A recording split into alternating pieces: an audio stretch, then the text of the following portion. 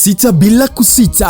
Huu ni msimu wa sita, ni fainali ya mashindano makubwa ya kuhifadhi Qur'ani nchini Burundi. Sheikh Bashir Nzeyimana anakualika. Bismillahirrahmanirrahim. Assalamu alaikum wa rahmatullahi wa barakatuh.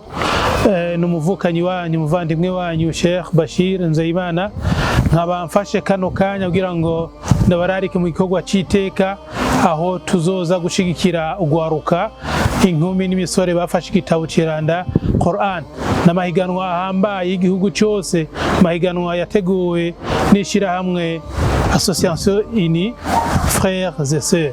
Ayo mahiganwa azoba ku munsi wa gatandatu igenekerezo rya 11 ndamukiza umwaka nyene, akazobera mu kibanza duhora dusengeramwo Ilaidi kuri Komibu mu Nyakabiga, akazotangura igihe cy'isaha 1 z'agatondo gushika isaha 7 zo kumutaga. Twagira kandi tubamenyeshe ko kwinjira ari ku buntu, umwe wese azokwinjira ku buntu, kandi nico gihe cyo kwerekana inguvu zacu n'ingene duha agaciro igitabo ceranda Qur'an.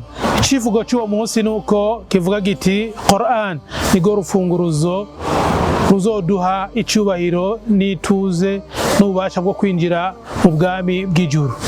Wassalamu alaikum wa rahmatullahi wa barakatuh. Haya si mashindano tu, ni zaidi ya mashindano, ni safari ya kutafuta ufunguo wa janna. Mashindano haya yatafanyika tarehe 11 mwezi wa 4 mwaka 2026 katika uwanja wa Laidi Komibu Nyakabiga, kuanzia saa 1 asubuhi hadi saa 7 mchana. Mashindano haya makubwa yameletwa kwenu kwa upendo na Association Unie Frères et Sœurs chini ya usimamizi kwa udhamini wa Kiswahili Heleka, Agence Kariako, Al Hikma Foundation, Association Istiqama.